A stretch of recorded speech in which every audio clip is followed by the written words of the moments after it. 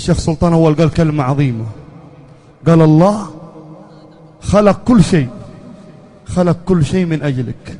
هو الذي خلق لكم ما في الأرض جميعا، خلق لنا. هو الذي خلق لكم ما في الأرض جميعا ثم استوى إلى السماء فسواهن 7 سماوات وهو بكل شيء عليم.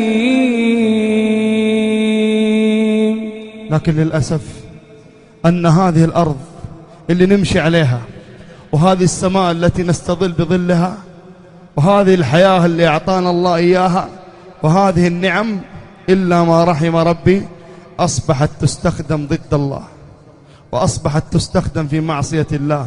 أصبح شبابنا بعيونهم ما يشوفون إلا الأفلام والمسلسلات، وأصبحوا بآذانهم لا يسمعون إلا الأغاني والملهيات، وأصبحوا بألسنتهم لا يتكلمون إلا بالفواحش والمنكرات، وأصبحنا نبارز الله بأيدينا وأرجلنا وجوالاتنا.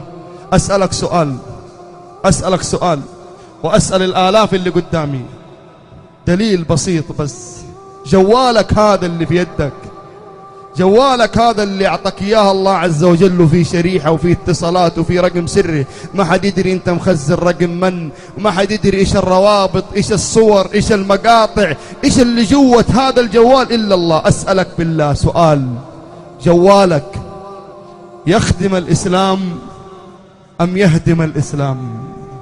سؤال، جوالك يخدم الإسلام أم يهدم الإسلام؟ إن كنت ممن ينشر فيه الخير، إن كنت ممن ينشر به القرآن والإسلام، إن كنت من ينشر به سنة النبي صلى الله عليه وسلم، فأنت بهذا الجوال تخدم الإسلام. وإن كنت ترسل بهذا الجوال المقاطع والصور التي لا ترضي الله، فأنت تهدم الإسلام، وأنت تحارب القرآن. لأن الأغاني ضد إيش؟ الأغاني ضد إيش؟ ضد القرآن. ترسل أغاني بدل ما ترسل قرآن، ترسل صور بدل ما تنشر إسلامك وتنشر الخير وسنة النبي صلى الله عليه وسلم، تحارب الإسلام بالجوال. هذا دليل من أدلة، أقسم بالله العظيم. بعض الشباب يقول لك الحمد لله أنا والله أصلي وأنا بس عندي مشكلة واحدة، وهي مشكلة بسيطة، هي مشكلة الأغاني. مشكلة الأغاني هذه مشكلة بسيطة. كم من شاب يتمنى يقرأ قرآن ما هو قادر، السبب الأغاني. كم من إنسان يتمنى يحافظ على الصلاة مضبوط ما هو قادر، السبب الأغاني. كم من إنسان وقع في الفاحشة، السبب الأغاني. الأغاني ترى لها أثر خطير. الأغاني الله عز وجل بشر صاحبها بإيش؟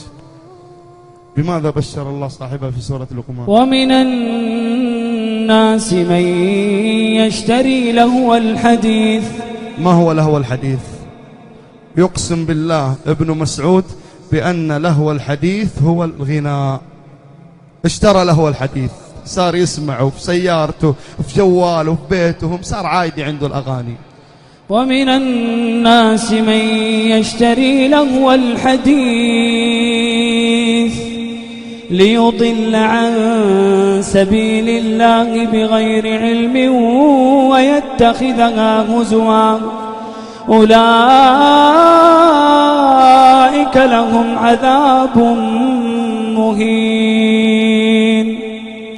وإذا تتلى عليه آياتنا ولى مستكبرا كأن لم يسمعها، كأن في أذنيه وقرا، فبشره بعذاب أليم.